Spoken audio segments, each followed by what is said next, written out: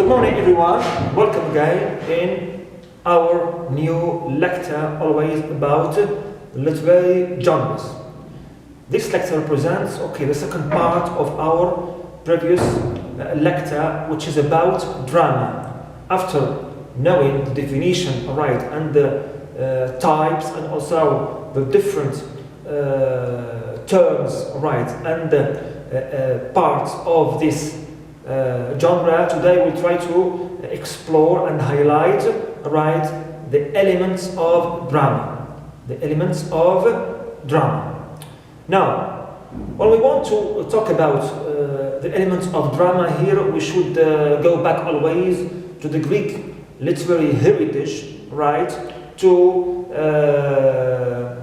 mention, the elements which were considered by Aristotle, and set also by Aristotle as the fundamental elements of this genre. So for Aristotle, if you want to have good drama, we should have these six elements. Six elements. So first he mentioned the plot, the plot as the first element of drama. But Aristotle at the beginning, he set a simple structure of the plot, because for him the plot consists of only three main parts or elements, which are the beginning or introduction, the middle, and the ending. But later, and in the 19th century, when German journalists and theorists came, he changed this structure and updated it, if you can say, to make it contain five parts, and he established or set what we call the five act structure of the plot, which consists of introduction or exposition, rising action, climax, falling action, and finally denouement or solution. So Freytag Gustav, this theorist or German theorist and journalist, he you can say invented, and he created this new structure of drama, which is the same structure, of course, of prose, of prose. So here, for Aristotle, it was only a kind of beginning, then middle, then end. Clear? But for Gustav, he revolutionized this structure and concept, and replaced it with a five-act structure. Good. This is concerning the plot of a drama. Also, another element which Aristotle considered very important is the theme in drama. And we said before that any literary genre has a theme. Has a theme. Theme here represents the underlying message or the lesson, the writer or the playwright, here the playwright wants to convey through his piece of theater. Piece of theater. A theme. Also, after it we have the characters. The characters. And here, of course, in drama, when speaking about characters, we mean actors. The actors which act out the story and impersonate the characters of the manuscript of the play. They impersonate the characters in the manuscript of the play. Characters. Also here in drama we have major and minor. The same division we find in prose. Clear? Same thing nearly. Also we have dialogue. Dialogue also is very important in drama, and it's one of its basic pillars, because it steers the action of the play along, and it is very important also to create that kind of movement in the play, right? In the play, which is limited with that space of the stage, right? Of the stage, clear, and so on. Another element, which is we said the plot, a theme, characters, dialogue. Also, we have another one, which is music or rhythm. Music or rhythm, right? Music or rhythm. Here we don't mean the music of poetry or the camp music we know. Here we mean by music the actors' voices when they act on the stage. It means how they manipulate their pitch and intonation of their voices. Okay, depending on the story. Sometimes it is high, sometimes it must be low, sometimes it must reflect surprise, shock, clear, and so on. So this manipulation of the actor's voice is called by Aristotle voice or rhythm. Voice or rhythm. Clear? Good. Also another element which is very important and which is special for drama is called spectacle. It is called spectacle. Right, spectacle here, we mean by it all the visual elements in a play. Visual elements in a play. All, okay, what is appeared, okay, on the stage and what is watched by the audience.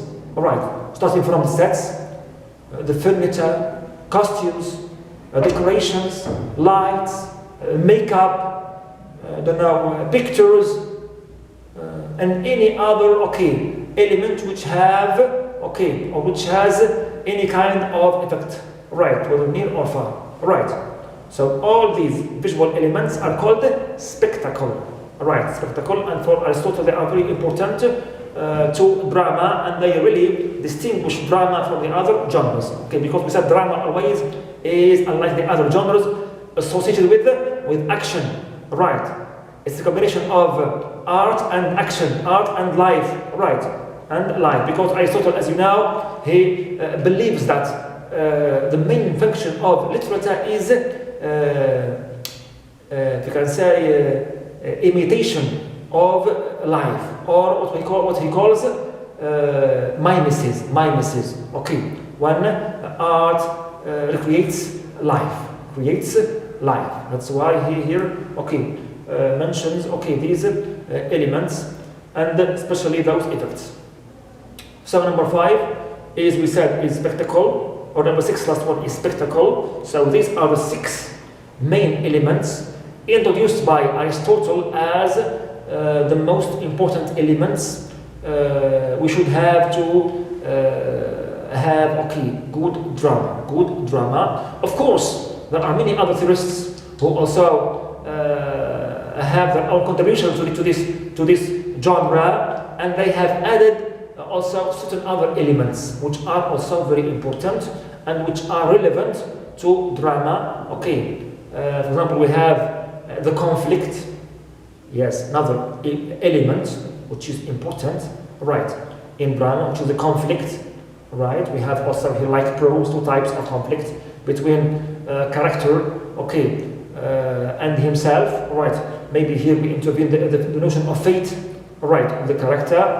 It's called internal conflict, and we have also external conflict between a character, and another character or characters, character and society, character and nature, and so on, play, and so on and so forth. Besides conflict, we have also the audience. Audience is a very unique and special element in drama, because on the stage we need to have that audience which interacts with the players, and participates in its in the creation of drama. In the creation of a drama, we have also, remember, for example, the notion of catharsis by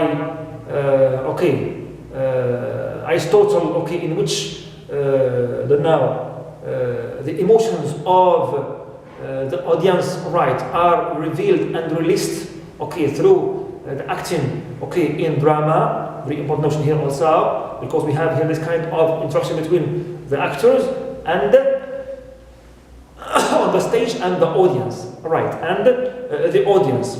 Finally, also we have another essential and important element, which is stage directions. Stage directions. These, in fact, are those guidelines, guides, suggestions, directions. Okay, we find in the manuscript of the play, written usually in italics, right, which show the characters, right, how to act. Okay, when they play the roles. Clear. Example, you say this, raising your hand between brackets. Clear. You do this, for example, while you are, don't know, moving too much, things like that. Clear. So the stage directions are very important because they represent a combination of action, right, action, besides to a dialogue. Okay, on the stage. We converse on the stage as a character, but also we consider these stage directions, right, which reflect the situation, right, and represent that context, right, of that scene in the play on the stage in front of that audience, Good. When we talk about also another element, so let's first try these elements by Aristotle. So Aristotle's elements. Alright, 6 elements. We have number 1. We said number 1 is plot. Plot, and which is later, as we said, which was later updated by Gustave. Alright. Yes, Freitag Gustave, who introduced the 5-act structure of the play, introduction, and so on. Okay. Then we have theme. We have characters or actors. We have also next one, dialogue, conversation. Right, on the stage between characters, dialogue. Right. Number 5, we have music or rhythm. Or music, it means the actor's voice on the stage, how it should be. 6, we have also spectacle, which is the visual elements, makeup, lights, furniture, clothes, costumes. Right, I don't know, many things. Right. Others also added to these elements. 7, we said conflict with its different types. 8, audience.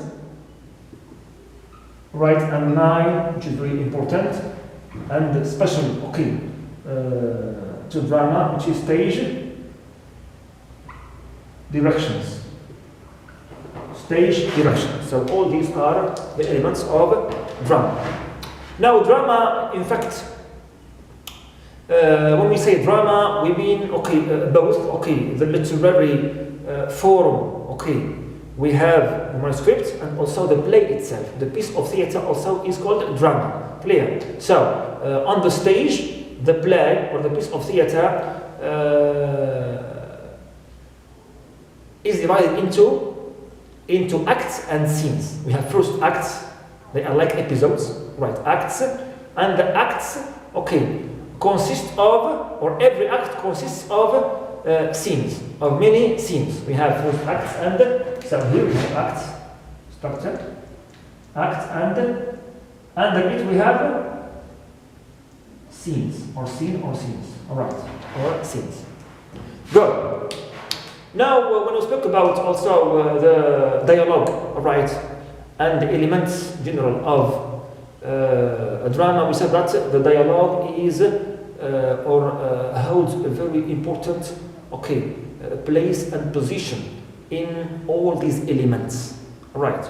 That's why in drama we find different types of utterances, right?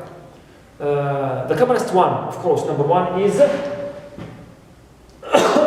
let me see here, is a dialogue. The term dialogue, it's any conversation between two or more actors. We have number one, dialogue. Number one, we have dialogue. It is a common conversation between two or more characters. We have also the monologue. Dia refers to two, always, dia two. Alright. Or even more here in the play. Okay, even more than two.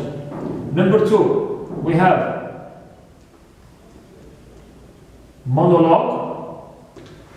Monologue is when an actor holds the stage or the scene for a long time and speaks, alright, and talks on the stage, and he is overheard by the other actors. They hear him, listen to him. He is with other actors, okay, on the stage. He speaks for a long time, alright, loudly. They are listening to him. Or he may even address them with his long speech. Okay, with his long speech. This one is called the monologue. Mono means one. It is spoken only by one character on the stage, while the others are next to him, listening to him, or addressed by him. Clear? Good. Monologue, it means, okay, a character on the stage and the others are present. On the other hand, we have also another type of utterance, which is called the soliloquy. Soliloquy. It's called soliloquy. Soliloquy. Now here, in this soliloquy, it's a form of monologue, right? In which an actor, right, is alone on the stage and speaks out his mind. He's talking on the stage alone, without any character, okay, next to him. He's alone, and he talks, right, loudly, as if he is freeing, okay, what he has in his mind, all right, in his mind. He's talking alone here, all right, alone on the stage. Also, we have number 3, 4. It's called aside. Or aside utterances. The asides here, one character or characters, as if they take, right, they take the audience aside. Character here is talking to or addressing the audience, right, alone, separately from the other character. They are on the stage, but he is unheard by them. He doesn't let the other characters, right, hear what he is saying to his audience. That's why it's called the aside. He talks aside to his audience, and the audience, of course, interacts with him without okay, letting the other characters, okay, hear what he is saying to his audience or viewers. Clear? This is what we call asides. So we have 4 types of if you can say, utterances: dialogue, monologue, soliloquy, and asides. And asides or aside utterances. Aside utterances in drama. Now, before we end our lecture, I will just talk about a little bit about the 3 unities. The 3 unities which exist in the classical drama. Classical drama, you know that in the past, a dramatist used to depend on these 3 unities, okay, in their classical, okay, plays.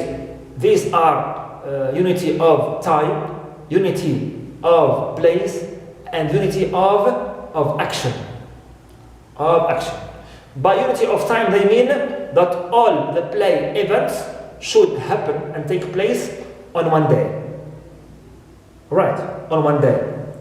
By unity of place, they should, okay, or the events of the play should take place in one, okay, place and in one area, which is usually here the stage, okay, the stage of drama. Right, in one area or in one place. Clear? Unity of the place and unity of action. They mean by it when the events of the play, okay, should be interrelated. Okay, it means every event should lead to the other one. They are related. Every event should lead to another event. This one is called the unity of action. These three unities, okay, characterize and represent also the classical drama, okay, we learned about in our previous lectures, okay. So this is usually all what you can say about the elements of drama in general, which is very important genre as it combines both action or life and art. Clear? We mustn't ignore it, right? As it is a bit limited and related to the stage alone, right? It has its own also techniques, its own effects, right? Its own, I don't know, message, right? And its own way of portrayal, right, on the stage in that limited space. It could convey a story, long story, which can cover, okay, a lot, many hundreds of pages only on that stage. So it's something interesting, really, and is worth paying more and more attention. Before we end, I would like to leave you with this short scene, okay, from one of Shakespeare's plays. Okay, Shakespeare's plays from Macbeth. Okay, a play where the three witches at the beginning of the play were conversing about, okay, the fate and the destiny of, right, the characters in this play. So follow please with me before we leave and end this video. So foul Faraday I have not seen. How far is it called to Forest?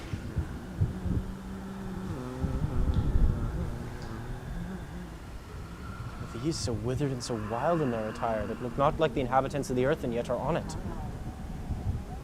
Leave you, or you ought that man may question.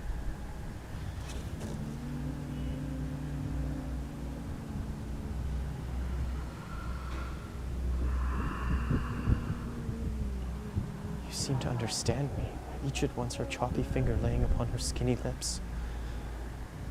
You should be women, and yet your beards forbid me to interpret that you are so. Speak, if you can. What are you? All hail, Macbeth. Hail to thee, Thane of Glamis. All hail, Macbeth. Hail to thee, Thane of Cawdor. All hail, Macbeth. Thou shalt be king hereafter.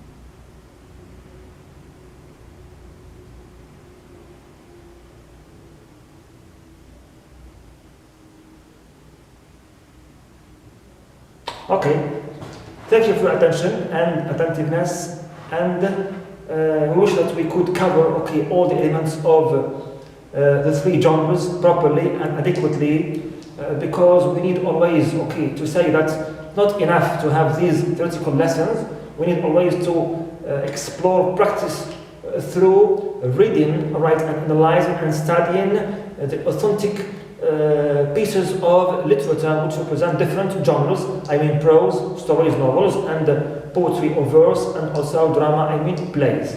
So thanks so much, wish you the best luck, and see you in another lesson. Take care.